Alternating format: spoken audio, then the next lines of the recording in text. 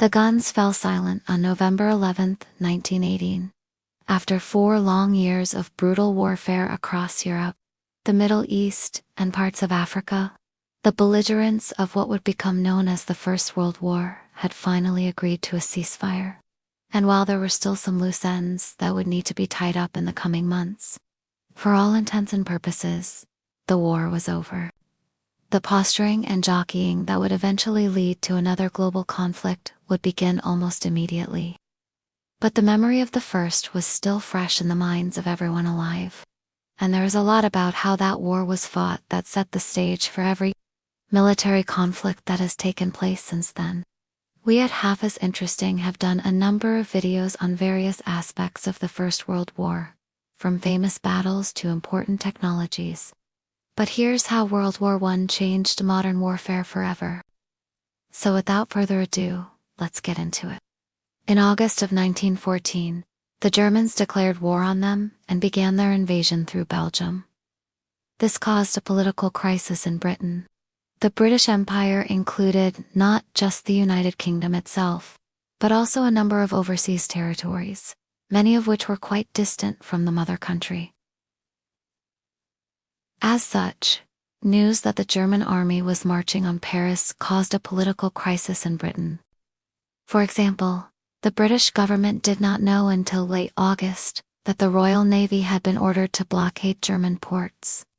By the time this message got to London, newspapers there were already full of stories about the Germans' atrocities in Belgium.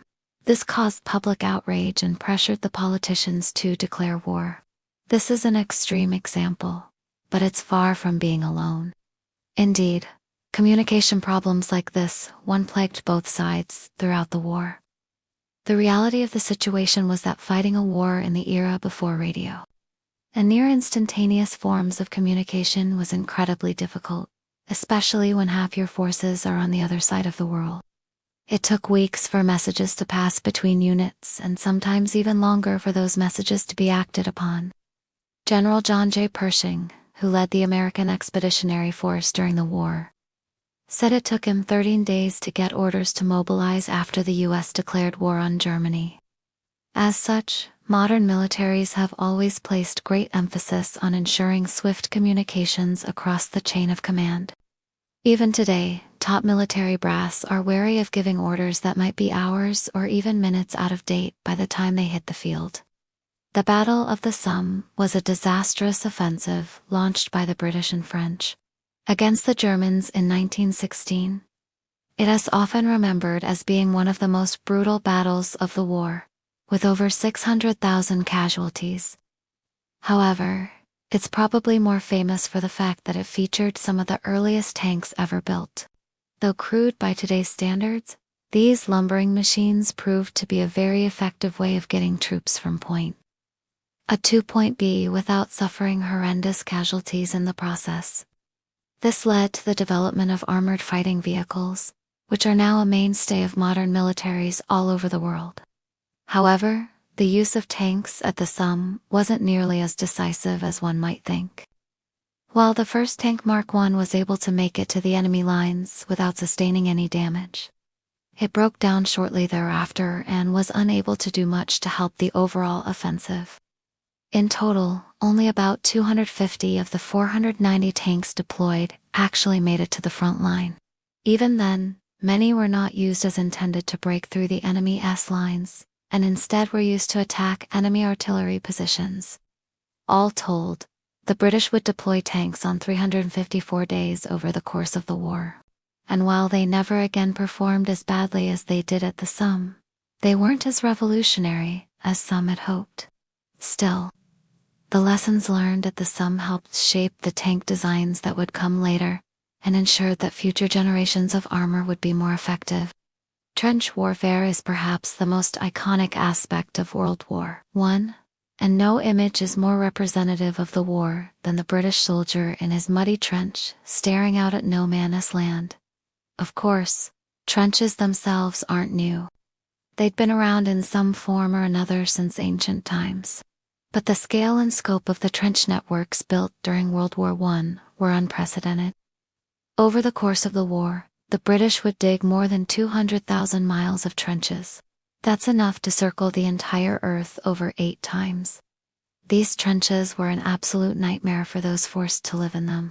Disease ran rampant, and officers often looked the other way while their men engaged in trench prostitution to keep morale high. Trenchfoot, a particularly nasty infection of the feet, was so widespread that soldiers were encouraged to cut off their own toes if they developed it. When the soldier next door sneezes, you may wish that he had died of something less contagious. It was impossible to maintain good hygiene in the trenches, and diseases spread like wildfire. Things could turn bad quickly, and no one wanted to be stuck holding the bag. To combat this, the British even introduced special latrines, appropriately named the tummy, which were designed to stop men from relieving themselves in the open, thus contaminating the water supply. Despite all these measures, disease was still rampant. One researcher estimated that more soldiers died of disease than were killed in battle. Trenches can also be surprisingly lethal. On July 1, 1916, the British launched an attack on the Germans at the Battle of the Somme. In the first 2 hours, over 500 British soldiers were killed, not by the Germans, but by friendly fire.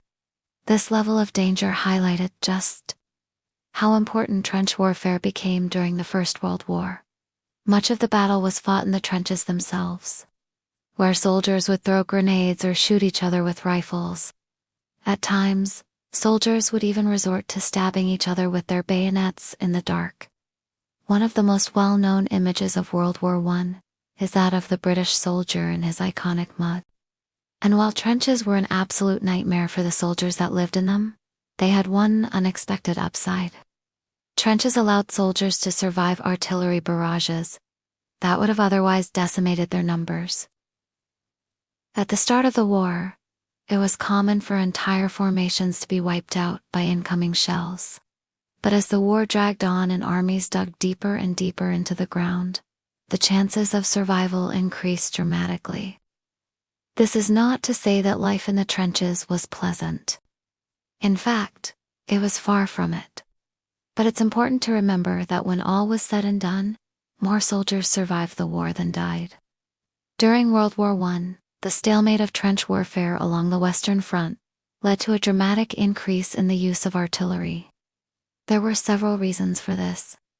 For one thing, artillery was relatively cheap compared to the cost of maintaining large standing armies. Additionally, artillery was seen as a way to break the deadlock that had gripped the Western Front. As such, artillery was used extensively throughout the war, and the scale of their deployment was absolutely massive. During the Battle of the Somme, for instance, the British fired over 1.5 million artillery shells. That's more than 150 shells fired for every man in the British Army. Even when the Germans began to use chemical weapons in 1915, artillery was still the preferred weapon of choice. In fact, one German artillery battery fired over 70,000 shells during the Battle of Verdun. The sheer volume of artillery used during World War I would change the face of warfare forever. Indeed, modern militaries still rely heavily on artillery to support their ground forces. The events of World War I had a profound effect on the conduct of modern warfare. From the use of tanks to the importance of air power, the legacy of the Great War can still be seen in the wars being fought today. The end of the First World War marked the end of an era. The days of charging into battle with a sword or riding horses into the teeth of the enemy were over. The future of warfare lay in technology, and those who embraced it would be the victors.